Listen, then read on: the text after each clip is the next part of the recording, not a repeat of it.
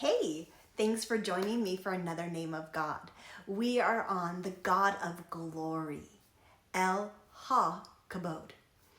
And I love this. Psalms 29:3. This is the first time in Hebrew that I saw El, but not as Yahweh or Elohim. It was just El standalone, which just means God.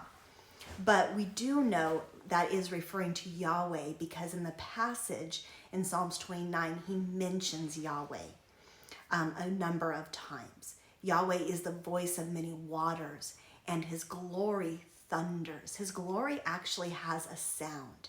It carries a frequency. The Lord, the voice of the Lord is upon the waters, or Yahweh.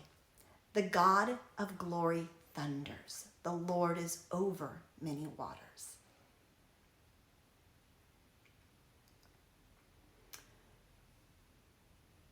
Kabod means glorious, glory, honorable. In this case, it says that it's rarely just a standalone kabod, so that's why it's pronounced Hakabodh, because it really wants us to understand that it means glorify, glorious, honor, splendor. We stand in awe of his glory. There's a position of dignity. Honor due his name. As I break down the Hebrew living letters, I'm not perfect at it. I'm still learning Hebrew. But the Aleph and Lamed is El. And then God, Hey, which means the here. And so really what we're looking at is Kabod. The Kaf means palm. Tame, subdue, open. Bet, house, family, in. Vav, that securing heaven to earth. And Dalet, tent, door, pathway. God of glory opens his palm to his family, you and me. It's an invitation. Through a secure connection, which is Jesus, the door, I see God's glory inviting us into his home as part of his family. In return, we get to honor and respect him as we enter into his home. This also means to be heavy, weighted, burdensome. And I don't think it means that God's glory is burdensome to us, as it just means there's a weight. That frequency thunders, right? There's a weight that he carries.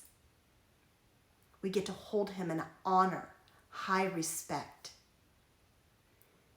And then we look at Jesus. How did he manifest this? The first time that we see Jesus manifesting glory in the Bible, or that I found, right, is when he actually did the first miracle, water into wine. And that's found in John 2. It says that this, the first of his signs, attesting to miracles Jesus did in Cana of Galilee, and revealed his glory, displaying his deity and his great power openly. And his disciples believed in him as the Messiah. So when we display God's glory, it reveals Jesus as the Messiah. John 17, if we read Jesus' prayer for us, first he starts with, I have glorified you, right? He's glorified his Father on earth by completing the work that you gave me. Now, Father, glorify me unto yourself with the glory and majesty that I had with you before the world began. So there's this glorifying. He's glorifying God. He's asking God to glorify him. But then he goes on. He says, now we get to glorify Jesus because Jesus is in us and we are in him. Verse 10 reads, and all things that are mine are yours. And all things that are yours are mine. And I am glorified in them. Jesus is glorified in us. I have given to them the glory and honor which you have given me, God, that they may be one just as we are one. I and them and you and me, that we may be perfected and completed into one. That the world would know that you sent me, Jesus says. That you have loved them just as you have loved me. And I have made your name known to them and will continue making it known, so that the love with which you have loved me may be in them, overwhelming their hearts.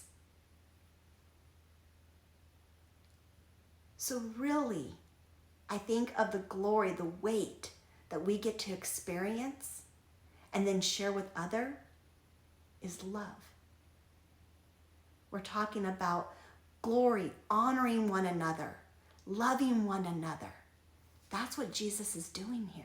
He's honoring and loving his Father. His Father is honoring and loving him. And we get to share and partake in this.